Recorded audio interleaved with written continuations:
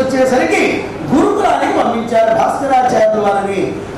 ఇందాక మనం చెప్పుకున్నట్టుగా ఆ భాస్కరాచార్యుల వారి యొక్క ఆశ్రమం ర్యాలీలో ఉండేది. ఆ గురువు గారి ఆశ్రమానికి పంపించారు. అష్టవర్షే చతుర్వేది, 8 సంవత్సరాల వయసులో 4 వేదాలు నేర్చుకున్నారు. ద్వాదశే వేదంగా 12వ సంవత్సరం వయసులో వేదాంగాలు నేర్చుకున్నారు. షోడశే కృతవాద శాస్త్రం, 16వ సంవత్సరం వయసులో శాస్త్రాలు నేర్చుకున్నారు. అష్టాదశే గణతంత్ర, 18వ సంవత్సరం వయసులో యుద్ధ విద్యను కూడా పూర్తి చేశారు. వాసవీదేవి నేర్చుకున్న యుద్ధ విద్య విల్లు విద్య, విరూపాక్షుడు నేర్చుకున్న యుద్ధ విద్య గదాయుద్ధం.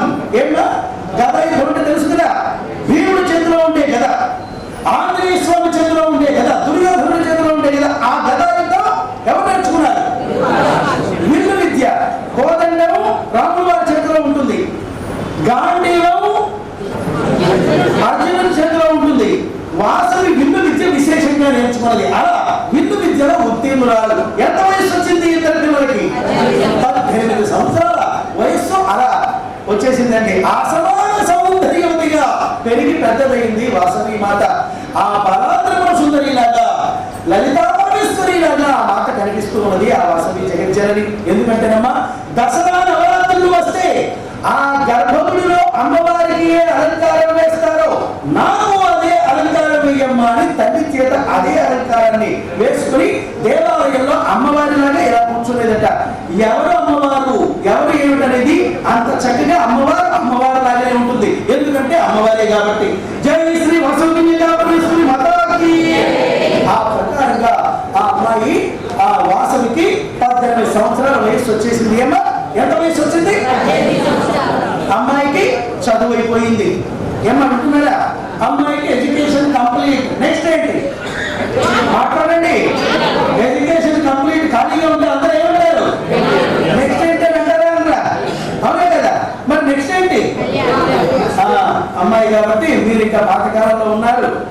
ఎడ్యుకేషన్ అయిపోయిందంటే పెళ్ళే అంటున్నారు. కానీ ఈ రోజు అలా కాదంటే ఎడ్యుకేషన్ అయిపోయిందంటే హైదరాబాద్ లో కంపెనీలు పడాలి, ఉద్యోగం వస్తే ఆ తర్వాత ఎప్పుడో పెళ్లి.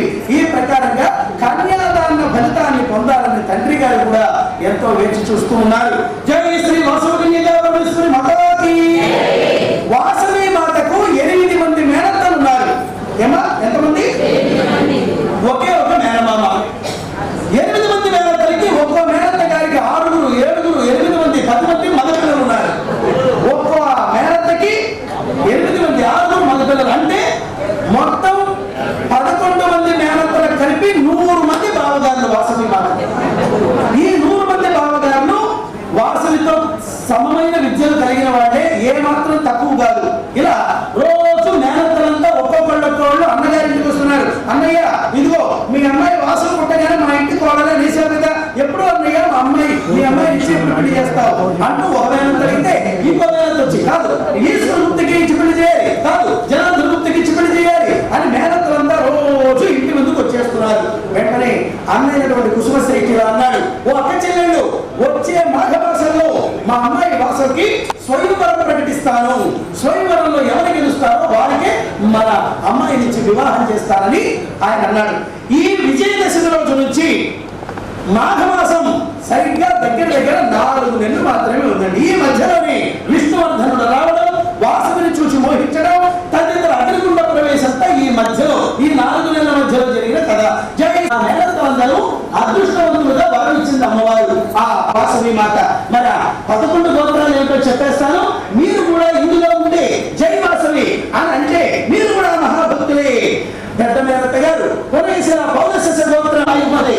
మీరంతా కష్టపడాలి, సేవ చేయాలి. బాబు షాపులో కలిగేసా.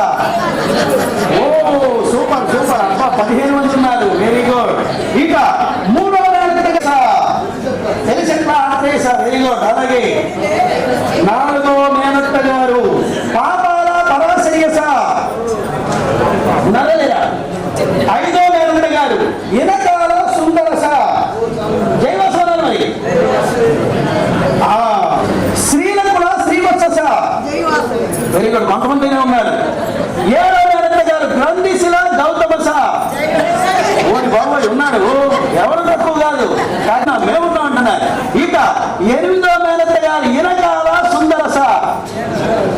మధోమేనత గారు, వస్త్రకుల వశిష్ఠ ఉన్నారు,